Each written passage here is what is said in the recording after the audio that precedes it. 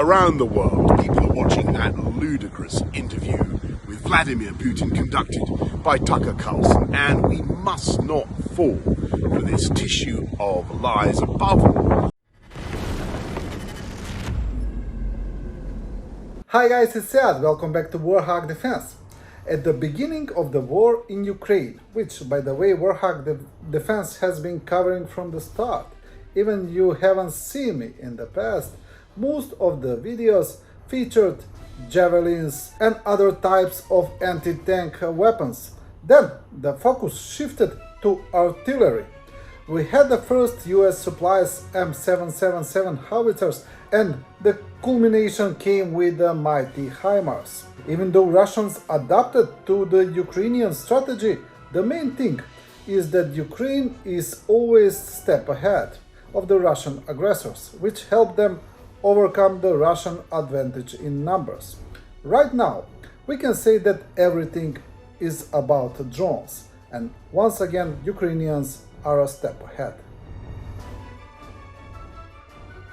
Russian drone specialist talks on Telegram about recently emerged drone hunger in Russian ranks and suspect sabotage. According to him, the only 2 drone repair centers near the front line in the Donbass stopped repairing everyone's drones and just focused on their specific units. This relates to both FPV and reconnaissance drones.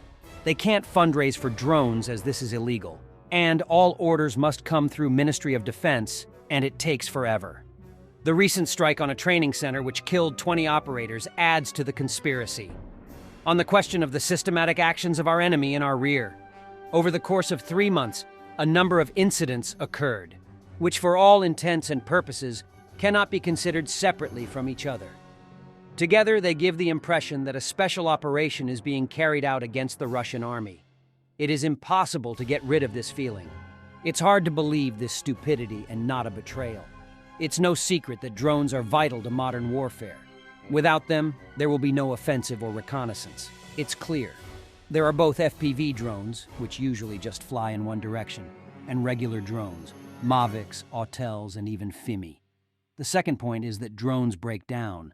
They are lost, enemy drones are found. Factory drones need to get firmware, then soldered, boards inserted. Yes, a lot of things are needed. For this purpose, there were UAV service centers, a kind of hybrid of repair battalions, production and design bureaus. In Donetsk, there were 2 largest centers, the Cascade OBTF workshop and the Physicists workshop. The main source of supply for FPV drones were pseudo-platovites. They managed to build a chain, Pantsir-S fighter with minimal deviations from common sense. In November, the Avdiivka operation begins. During the first days, drones show crazy efficiency. Dozens of targets were hit thanks to strikes from FPV drones and artillery guided by drones. By the beginning of December, something unimaginable begins. Both service centers receive an order: a ban on accepting drones from other units for repairs, which is still in effect. No repairs, no working drones. The burden on sponsors increases manifold. There is no repair, but new equipment is needed. Without them, the offensive will stall. So what is left for commanders to do? Squeezing drones out of the Ministry of Defense? Not a solution. They don't give it to everyone and not always. And in general, nothing is clear about this. Our requests have been sitting there for months. Squeeze out sponsors? Some units have them and some don't. So what? Give up the most effective weapons of the front line? You can also ask the soldiers to chip in to buy new drones. But this is a criminal case. Although many people practice it and even force it, such cases do not end well. That is, the supply of reconnaissance drones is already very difficult. What about strike drones? Here we also see traces of clearly deliberate actions. In the center, where the team of the Pseudoplatov unit was examining newly trained drone unit, a strike is dealt with long-range missiles. More than 20 dead. Our pilots were there too and left an hour before the tragedy. Lucky. And immediately after this, Pseudoplatovites refused to supply units with attack FPV drones under the plausible pretext of out of stock. Some are supplied, some are not, but targets are the same for everyone. At the moment, there is not a single unit available in Donetsk that repairs UAVs, and there is not a single centralized source of supply for FPV drones. The keys to Avdiivka and to victory in principle are in the air, dear friends. Let's think about how to solve the problem. Our enemy has no such problems. The phrase of the season is drone hunger. And yes, are you inclined to see this as an accident or stupidity? UPD. And today, continuing the topic, providers have banned VPN. And a VPN is needed in order to install a 1,000th firmware on Mavics, saving them from enemy electronic warfare. A complex approach. Yo, this Tucker Carlson interview of Vladimir Putin is wild. Is there any way we can get Tucker Carlson to do this every month? This has been comedy gold. Why wouldn't you just take it when you became president 24 years ago? You have nuclear weapons, they don't. If it's actually your land, why did you wait so long? Sure. Very well. Where do I begin? My father was a relentlessly self-improving boulangerie owner from Belgium with low-grade narcolepsy and a penchant for buggery. My mother was a 15-year-old French prostitute named Chloe with webbed feet.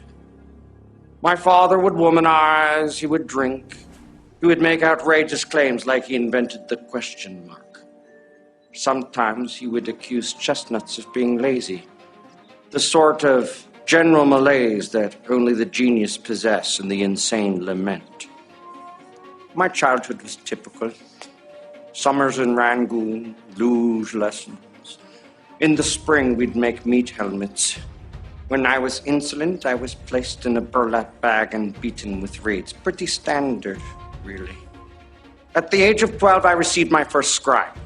At the age of 14, as a roastery named Vilma ritualistically shaved my testicles. There really is nothing like a shorn scrotum. It's breathtaking. I suggest you try it. Boris Johnson on Tucker Carlson, Vladimir Putin interview. Don't believe this ludicrous interview. Around the world, people are watching that ludicrous interview with Vladimir Putin conducted by Tucker Carlson, and we must not fall for this tissue of lies, above all for the notion that Putin is somehow fated to succeed in Ukraine. On the contrary, he is doomed to fail. Read about it in the Daily Mail. T-90S, Indian complectation, in service in the Russian armed forces with typical field upgrades. No, it's not Rosa Baronexport that got generous and handed over Russian military modern tanks from export orders. It's a different story here. During the fulfillment of contracts, some number of tanks were not accepted by the customer because of defects, sometimes irreparable. Then such tanks were exiled to somewhere like Kubinka or Kantemirovskaya, and anything that drives can be sold to their own army. There was also one at the Kharkov plant, as far as I remember. It was nicknamed Patriot, because after several attempts, he never wanted to leave for a foreign land. Thank you for watching this video. We are covering the war in Ukraine. We are giving you the best parts of the fighting. Stay with us with the best updates. Comment, like, subscribe, become our member, and stay strong. Thanks for watching, and don't forget to subscribe. Also, if you want to support Warthog Defense, please become our member and get early access to new videos, exclusive members-only videos, and become administrator in comment section. The membership link is in the description. Rescues every day. We had a guy last week at 6 rescues in 6 days. You know, he's doing the job every day.